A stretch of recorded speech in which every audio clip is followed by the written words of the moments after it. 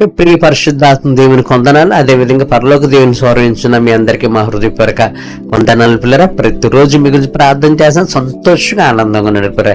ఎందుకంటే పరిశుద్ధాత్మ అనుదినం మన చేయిని పట్టుకుని నడిపించేటువంటి దేవుడు, అనుదినం అనుక్షణం సంతోషంగా ఉండేలాగా పరిశుద్ధాత్మ దేవుడి కృప మనతో ఉంటుంది. కనుక ఏ విషయం గురించి మీరు చింతించొద్దు, ప్రతి దాని గురించి ఆ దేవుడికి ప్రార్థన చేయండి. మీ పక్షం మేము కూడా ప్రార్థన చేస్తున్నాం కనుక ప్రతిరోజు సంతోషం ఉండేలా ప్రభు చేస్తాడు. ఓకే, ఇది మనం ప్రార్థన చేసి వాక్యం ధ్యానం చేసుకుందాం. దేవి ఉదయకాల సమయంలో తండ్రి, ఇక మరొకసారి పరలోక దేవుని స్వరం ద్వారా మీరు మాతో మాట్లాడుతున్నారు. నీ పట్ల భయభక్తులు కలిగి జీవిస్తే ఎటువంటి ఆశీర్వాదమో మరి ఈరోజు వాక్యం ద్వారా మాతో మాట్లాడుతున్నావు. కాబట్టి ఈ వాక్యం బిడ్డలందరికీ నీ పట్ల భయభక్తులు కలిగి జీవించి నీ గొప్ప ఆశీర్వాదాలు పొందుకునే కృపను అనుగ్రహించమని యేసు నామమున వేడుకుంటున్నాను తండ్రి, ఆమేన్. ఓకే పిల్లరా, దేవునికి వాక్యము 33వ కీర్తన 18వ వచనం చూసినప్పుడు, ఆయన దృష్టి ఆయన భయభక్తులు గలవారి మీదను ఆయన కృప కనిపెట్టి వారి మీద నిలిచింది. ఎందుకంటే కరువులోంచి వారి ప్రాణమును కాపాడుటకు, వారిని మరణం నుండి ప్రాణముల మరణం తప్పించు కరువులో వారిని సజీవులు కాపాడుటకు. చూసారు పిల్లరా, దేవుని పట్ల భయభక్తులు కలిగి మనం జీవిస్తే పిల్లరా, దేవుడి ఆశీర్వాదంలో మనం చూసినట్టయితే కరువు నుంచి మన ప్రాణాన్ని కాపాడతాడటండి. ఈ లోకంలో పిల్లరా చాలా మంది ప్రపంచవ్యాప్తంగా మనం చూసినట్టయితే చాలా మంది కరువుతో కూడా బాధపడేటువంటి రోజుల్లో ప్రపంచం అనేక దేశాల ప్రజలు జీవిస్తున్నట్టుగా మనకి తెలుస్తుంటది పిల్లరా. కానీ దేవుడు వాగ్దానం ఏంటంటే పిల్లరా, కరువులో మన ప్రాణం పోకుండా మనకు కావాల్సిన ఆహారాన్ని దేవుడిస్తాడు పిల్లరా.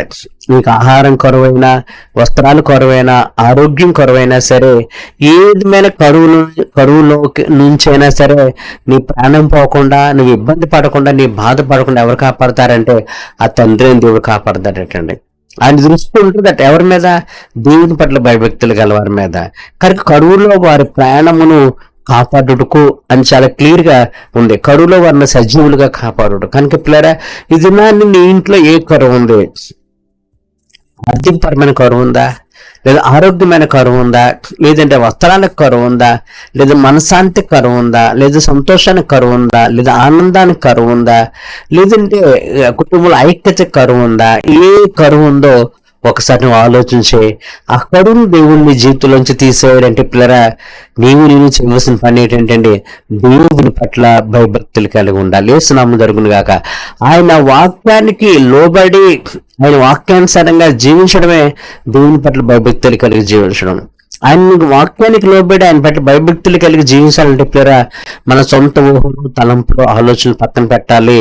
మన ఆశలు, కోరికలు పక్కన పెట్టాలి. ఆయన వాక్యానికి లోబడమే మనకు ఇష్టం ఉండాలి. ఆయన వాక్యానుసారంగా జీవించడం మనకు సంతోషంగా ఉండాలి.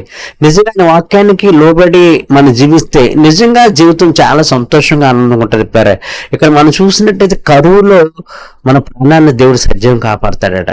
కనుక ఈ రోజు నీ జీవితంలో ఏ కరువుతో నువ్వు బాధపడుతున్నావో ఆ కరువు నీలోంచి తీసివేసి, నీ కుటుంబంలోంచి నీ జీవితంలో తీసివేసి సంతోషం, ఆనందము, సమృద్ధి, ఆహారం, వస్త్రాలు, డబ్బు, ఆరోగ్యం, ఐశ్వర్యం సమృద్ధిగా దేవుడికి ఇవ్వాలంటే నువ్వు చేయవలసిన పని ఒకటే ఏంటంటే ఆయన పట్ల భయభక్తులు కలిగి జీవించు. ఆయన పట్ల భయభక్తులు కలిగి జీవిస్తే ఆయన దృష్టి మన మీద ఉండి కరువు అనేది మన జీవితం లేకుండా చేస్తాడని వాక్యం ద్వారా దేవుడు సెలవిస్తున్నాడు పిల్లరా.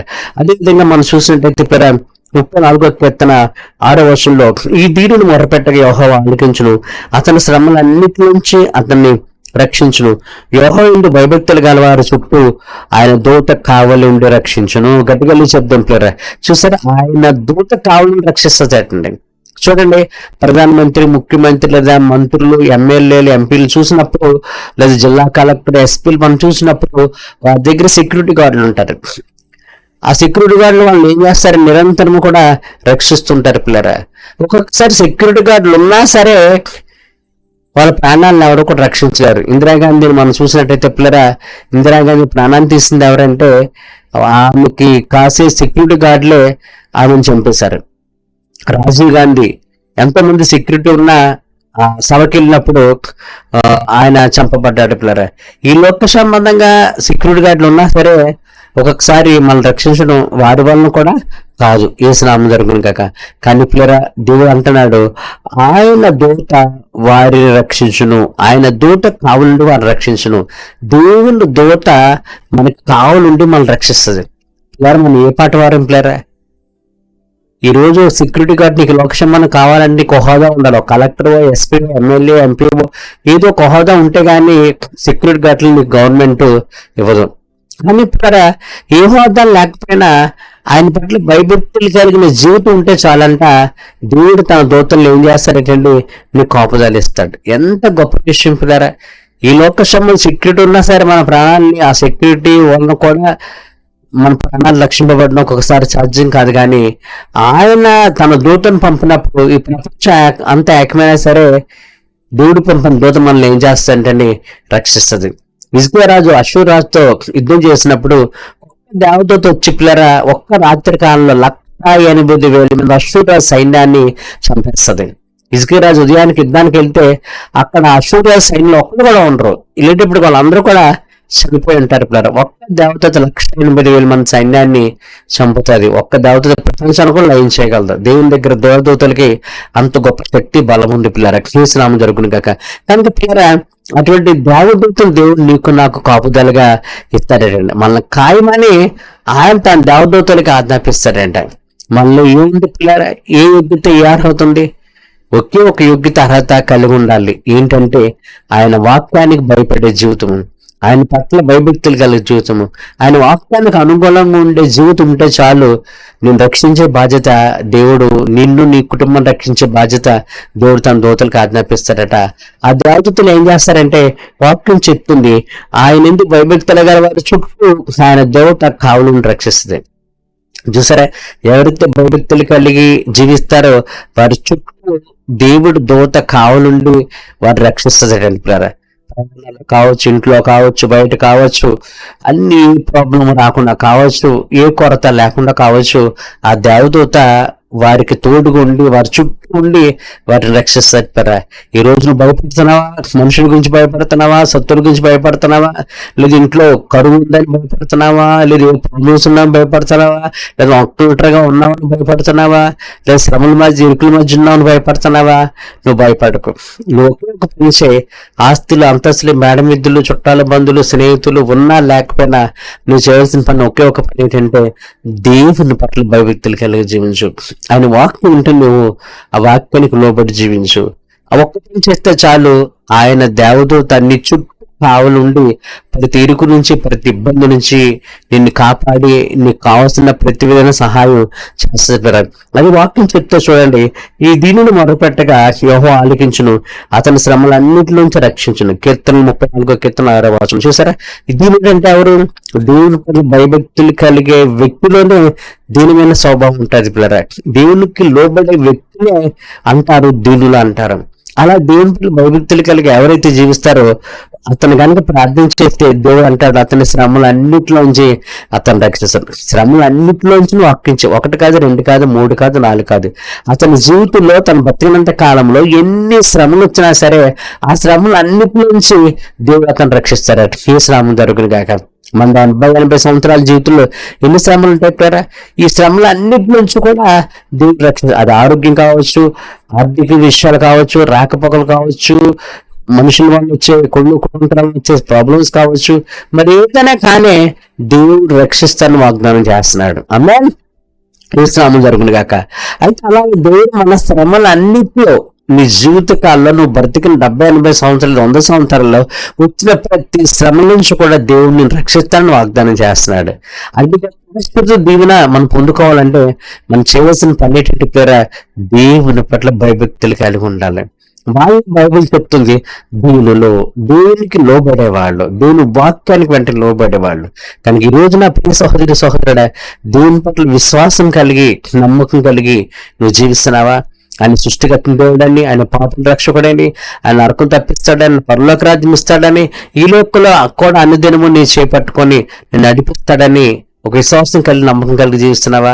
ఈ రోజు ఆయన వాక్యానుసారంగా ఆయన భయభక్తులు కలిగి నువ్వు జీవిస్తే పిల్లరా, నీకున్న ప్రతి శ్రమ నుంచి కూడా దేవుడు ఏం చేస్తాడంటే రక్షిస్తాడు. ఈ జనాన శ్రమల నుంచి బయటకు రాలేక చాలా మంది బాధపడుతున్నారు.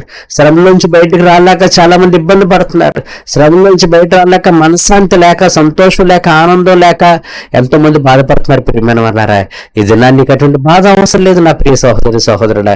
ఈ పరిస్థితి గురించి నువ్వు బాధపడినా సరే, ఆ బాధ నుంచి దేవుడు నేను రక్షిస్తాను వాగ్దానం చేస్తున్నాడు.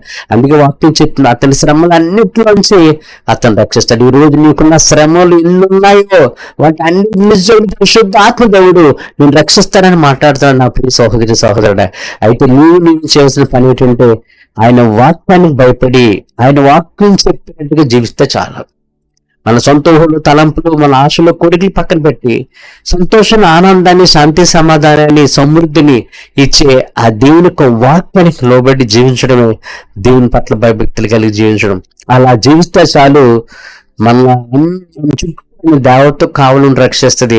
అంతేకాదు మన శ్రమలు అన్నిటి నుంచి కూడా ఆ పరిశుద్ధాత్మ దేవుడు కాపాడుతాడు. సంతోషంతో ఆనందంతో కూడిన జీవితాన్ని దేవుడు నీకు ఇస్తాడు. అటువంటి జీవితం మనందరూ పొందుకోవాలని ఆ పరిశుద్ధాత్మ దేవుడు కోరుకుంటున్నాడు. పిల్లరా, ఓకే, ప్రార్థన చేసుకుందాం. ఉదయకాల సమయంలో వాక్యం అనేక విషయాలు మీరు మాతో మాట్లాడుతున్నారు. నీ పట్ల భయభక్తులు కలిగి ఉంటే చాలు తండ్రి, మా ప్రాణాలను అనుక్షణం కాపాడతామని, మా శ్రమలన్నిటి నుంచి విడిపిస్తానని, నీ దేవతతో కాపుదలుండి రక్షిస్తామని చెప్పు. అది గొప్ప ఆశ్చర్యకరమైన దీవెనకరమైన జీవితం నీ బిడ్డలందరూ పొందుకుంటూ సహాయం చేయమని, సమస్త మహిమ ప్రభావాలు కన్నతండ్రి మీరే పొందండి. ఎవరు ఎటువంటి ఇరుకుల్లో ఇబ్బందులు ఉన్నప్పటికీ, ఏ ప్రాబ్లమ్స్ ఉన్నప్పటికీ వాళ్ళు అన్నింటినీ కూడా వారికి జవాబులు దయచేసి వారి ప్రార్థనలకు గొప్ప ఆశీర్వాదాలు దయచేయమని ఏస్తున్నామని వేడుకుంటున్నాను తండ్రి, ఆమేన్. ఓకే, ప్రియమైన వాళ్ళారా, దేవుడు ఎంత గొప్ప దేవుడో చూడండి. నీకున్న ప్రతి శ్రమ నుంచి కూడా ఆయన నిలిపిస్తామని కోరుకుంటున్నాడు. అటువంటి విజయవంతమైన జీవితం జీవించాలంటే నేను చేయవలసిన పని ఏంటంటే ఆయన వాక్యానికి లోబడి మనం బతికితే చాలు. వాళ్ళని దీనిలని దేవునికి వాక్యం చెప్తుంది. మన దీనిగా మారిపోతే చాలు, సమృద్ధి చూడగలం, సంతోషం చూడగలం, ఆనందం చూడగలం. ఓకే, అటువంటి జీవితం మీ అందరికీ పరిశుద్ధాత్మ ఇవ్వాలని మేము కోరుకుంటున్నాం. ఓకేనా, మీ అందరికీ మా హృదయపూర్వక వందనాలు.